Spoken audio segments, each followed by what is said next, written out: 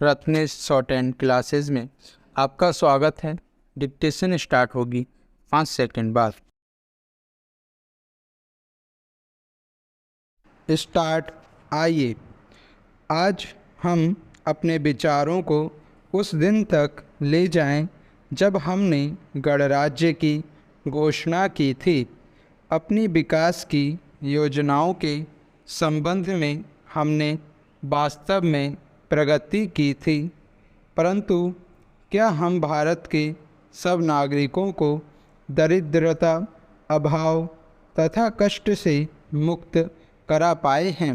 प्रकृति की शक्तियों को अपने अधीन करने और जनता के कल्याण के लिए उन्हें नियंत्रण में लाने की दिशा में भी हम आगे बढ़े हैं, किंतु हम यह नहीं भूल सकते कि कुछ महीने ही हुए हमें भारत के उत्तर पूर्वी प्रदेशों में भयानक बाढ़ का सामना करना पड़ा था, जिसके कारण यातायात के साधन छिन्न भिन्न हो गए और वहाँ की जनता को भारी हानि उठानी पड़ी।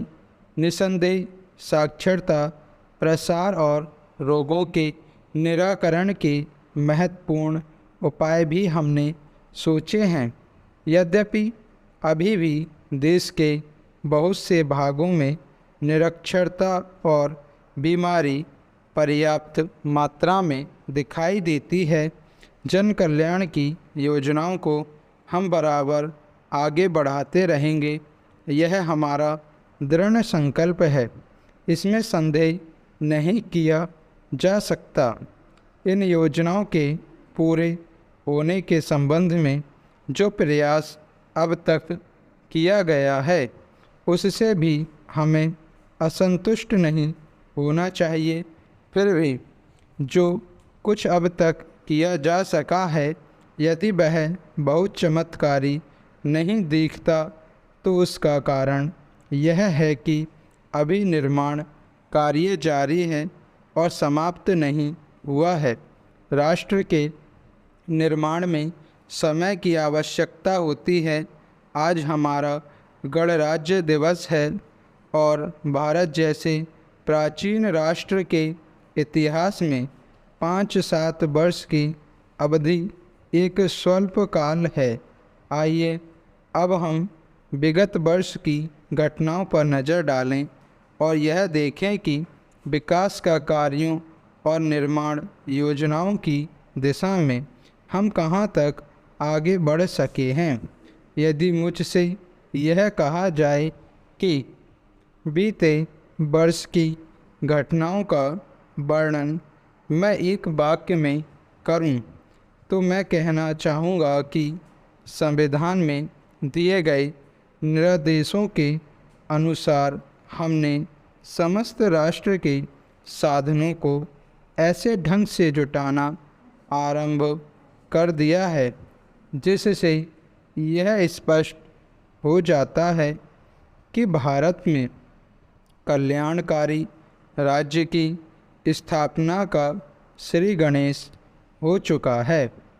पिछले वर्षों में हमने जो संकल्प और दावे किए थे, अब वे मूर्तिमान होने लगे हैं।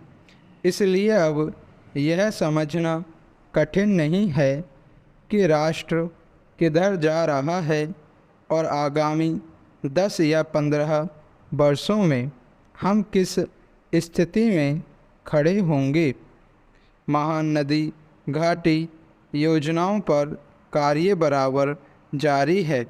इनमें से एक योजना भाखड़ा नंगर योजना से बहुमूल्य पानी और बिजली पंजाब, पीपसू तथा राजस्थान के भागों को मिलने भी लग गई है। दामोदर घाटी योजना से कुछ समय हुआ बिजली प्राप्त होने लगी थी और हीराकुंड, चंबल तथा दूसरी महान योजनाओं की भांति यह योजना भी यथेष्ट रूप से आगे बढ़ रही है। भाखड़ा नंगर योजना का प्रथम चरण समाप्त होने से अब यह स्पष्ट है कि इन महान योजनाओं के द्वारा देश में कितने महत्वपूर्ण परिवर्तन हो जाएंगे। महोदय, कोसी नदी, जिसे शोक और दुख का सूचक माना जाता है, इस वर्ष फिर अपने प्रकोप से महान हानि का कारण बनी। अब इस नदी पर काबू पाने और इसकी उपद्रवी लीला समाप्त करने के लिए भी योजना तैयार हो गई है। इस योजना की रूपरेखा तैयार हो चुकी है और निर्माण का काम हाथ में लिया जा चुका है। आशा है इस योजना के निर्माण के बड़े पैमाने पर जनसाधारण को सेवाएं उपलब्ध होंगी। जब यह नया परीक्षण सफल होगा तो महान योजनाओं के निर्माण में और भारत की महान जनशक्ति के उपयोग के संबंध में हमारी जानकारी और अनुभव में महत्वपूर्ण वृद्धि होगी। औद्योगिकरण के क्षेत्र में उन्नत उत्पादन में और अधिक वृद्धि और भारत की प्रति व्यक्ति आय में वृद्धि विचाराधीन वर्ष की कुछ महत्वपूर्ण बातें हैं। औद्योगिकरण के साथ ही रोजगार के क्षेत्र को विस्तृत करने की प्रयत्न भी बराबर जारी हैं। कुटीर उद्योगों और घरेलू धंधों को प्रोत्साहन देकर औद्योगिकरण और रोजगार में समुचित संतुलन स्थापित करने का प्रयास किया जा रहा है। यह बात सभी स्वीकार करते हैं कि यदि भारत के जनसाधारण को उदासीनता और हार मानने की भावना से मुक्त करना है तो बढ़ती हुई बेरोजगारी को दूर करने का उपाय करना होगा। इस दिशा में घरेलू उद्योग धंधे बहुत से लोगों को आंशिक या पूर्ण उपयोगी काम देकर इस समस्या का बहुत कुछ समाधान कर सकते हैं। इसलिए पंचवर्षीय योजनाओं में पुराने घरेलू उद्योगों को पुनर्जीवित करने और चालू कुटीर उद्योगों को प्रोत्साहन देने की व्यवस्था की जा रही है। विदेशी मामलों के क्षेत्र में हमारी सफलता और भी अधिक है। हमारी नीति, जिसे मैं सक्रिय और सोद्देश्य तटस्थता की नीति कहना चाहूँगा, वास्तविक व्यवहार में किसी भी देश अथवा यहाँ के लोगों को अपना शत्रु न समझने की नीति है। इस नीति के फलस्वरूप हमें विश्व शांति के पक्ष की कुछ सेवा करने का अवसर मिला है।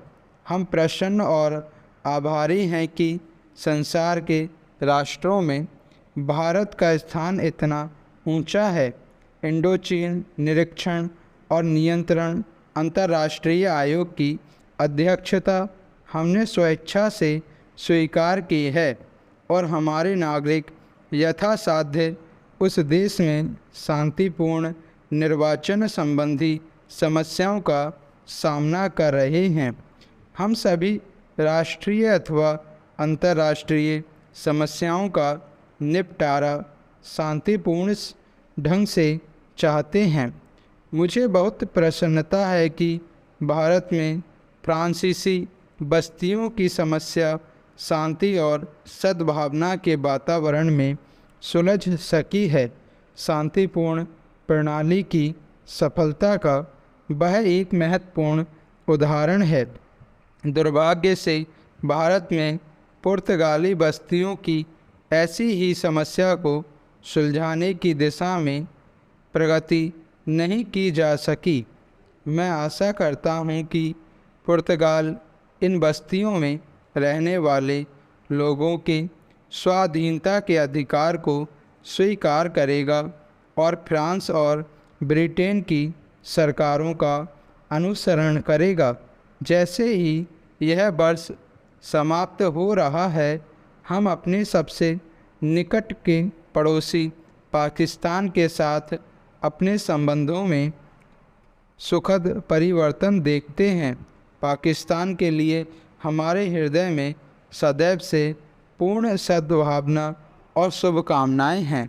स्टॉप।